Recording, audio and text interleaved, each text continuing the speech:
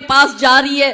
क्या परिवर्तित हो गया ऐसा 700 वर्ष में कि जौहर कुंड में कूदकर उन्होंने त्याग किया। वहां हमारी बेटियां हंसते हंसते क्यों जाती है? 3 प्रश्न अपनी अंतरात्मा से करना। पहला प्रश्न, जो हमारी बेटी हमारे घर में jeans, T shirt, frocks, short, skirt, midi, sleeveless, backless सब पहनती है, वही हमारी बेटी उस अब्दुल आफ्ताब के घर जाके बुर्खा पहनने को कैसे तैयार हो जाती है? ये पहला प्रश्न। दूसरा प्रश्न, जो हमारी बेटी हमारे घर में पहली रोटी गौ माता को खिलाती है, वही हमारी बेटी उस अब्दुल आफ्ताब के घर जाकर गौमांस पकाने और गौमांस का भक्षण करने को कैसे तैयार हो जाती है? ये दूसरा प्रश्न। तीसरा और अंतिम प्रश्न, जो हमारी बेटी को अपने घर में अपने भाई बहन से ज्यादा कम शेयरिंग मिलता है ना, कि बेटियां कंप्लेंट करती है आपने भैया को ज्यादा दिया, मुझे कम दिया, दीदी को 2 जीन्स लाके दी, मुझे 1 जीन्स दी, दीदी को 200 रुपए वाली पहन दी, मुझे 180 रुपए वाली। छोटी मोटी नोकझोंक हर घर में हर भाई बहन में होती है। वही हमारी बेटी उस जिहादी के घर जाके 3-3 सौतनों के साथ रहने को कैसे तैयार हो जाती है? वो 4 निकाह करना उसमें जायज है। क्योंकि मेरे भोले भाले हिंदू भाई बहनों, ये ब्लैंक स्लेट है, कोरी पार्टी। यदि आप अपने धर्म की, अपने संस्कृति की छाप इस पर नहीं छोड़ोगे, आप इस पर जय श्री राम नहीं छापोगे, तो वो जिहादी अल्लाहू अकबर छाप देगा। तय हमें करना है कि हमें क्या करना है। हमें हमारे बच्चों को किस और ले जाना है वो हमें तय करना पड़ेगा। हमें कौन से भारत का निर्माण करना है, यह हमें तय करना पड़ेगा। ज्यादा समय नहीं है, 10 वर्ष। हम तो फिर भी हमारे बड़ों का श्राद्ध मना रहे हैं, शायद हमारे बच्चे भी हमारा श्राद्ध करें, लेकिन हमारे नाती पोते जो होंगे वो मुसलमान ही पैदा होंगे और वो कोई हमारा श्राद्ध राद मनाने वाले नहीं। वो हमें गालियां देंगे कि तुम ऐसा देश हमारे लिए छोड़ कर गए। है कोई हिंदुओं का देश? पैसे वालों को बहुत घमंड है, हम अमेरिका भेज रहे हैं, हम कनाडा भेज रहे हैं, हम ऑस्ट्रेलिया भेज रहे हैं। अरे आप 100 करोड़ हो, आप अपने देश में सुरक्षित नहीं हो, तो ये 30 करोड़ और 10 करोड़ और 5 करोड़ के देश में आप सुरक्षित हो क्या? कहने के लिए हमें भारत मिला, पास में बांग्लादेश में अभी क्या हो रहा है वो लाइव चल रहा है। केरला स्टोरी आप लोगों ने देख ली, कश्मीर फाइल आप लोगों ने देख ली, लाइव अभी चल रहा है बांग्लादेश स्टोरी। और अपने ही देश में हमारे हिंदू शरणार्थियों को शरण लेनी पड़ी। कौन से देश में? किसी इस्लामिक देश में किसी मुस्लिम को शरण लेते हुए देखा? किसी ईसाई देश में किसी ईसाई को शरण लेते हुए देखा? इस भारत देश में हिंदू आज भी शरणार्थी बने घूम रहा है। तो ये चिंता का विषय है। हमारे पास कहने को अपना एक देश भी नहीं, और ये जो महान मातृभूमि हमें मिली है, यदि हम इस देश की भी रक्षा नहीं करते हैं तो आने वाला भविष्य खतरनाक है। तो समर्थ नारी समर्थ भारत पर आज जो हमारी चर्चा हुई, इस चर्चा में अंत में, क्योंकि मारवाड़ी लोग हैं और महाराणा प्रताप के साथ हमारा कनेक्शन है, तो महाराणा प्रताप की मृत्यु की साधना बताकर अपनी वाणी को विराम दूंगी कि अकबर और महाराणा प्रताप के बीच का घनघोर युद्ध, महाराणा प्रताप ने करी मृत्यु की साधना। अकबर के साथ वो भी लोग थे जिनको अकबर के साथ रहना चाहिए था, और अकबर के साथ वो भी लोग थे जिनको महाराणा प्रताप के साथ रहना चाहिए था। इसमें 4 प्रकार के लोग आए।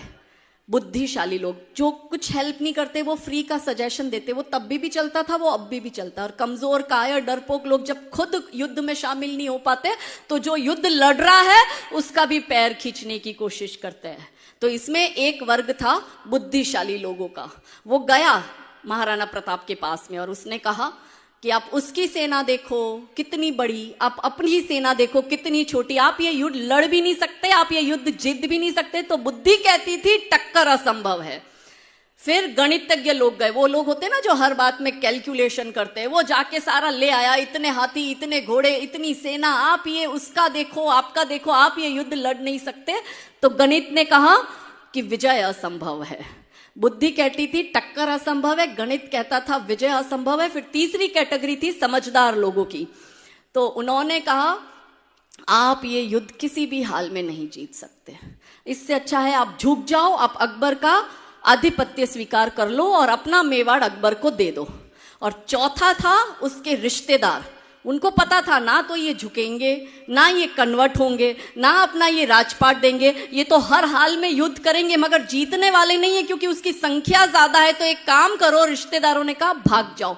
तो बुद्धि कहती थी टक्कर असंभव है, गणित कहता था विजय असंभव है, समझदार ने कहा झुक जाओ और रिश्तेदारों ने कहा भाग जाओ। मगर महाराणा प्रताप ने किसी की भी बात नहीं मानी और महाराणा प्रताप ने करी मृत्यु की साधना। और उन्होंने कहा, ये महाराणा प्रताप के शब्द है कि जब मनुष्य का सम्मान के साथ जीना असंभव हो जाए तो मनुष्य को सम्मान के साथ मर जाना चाहिए।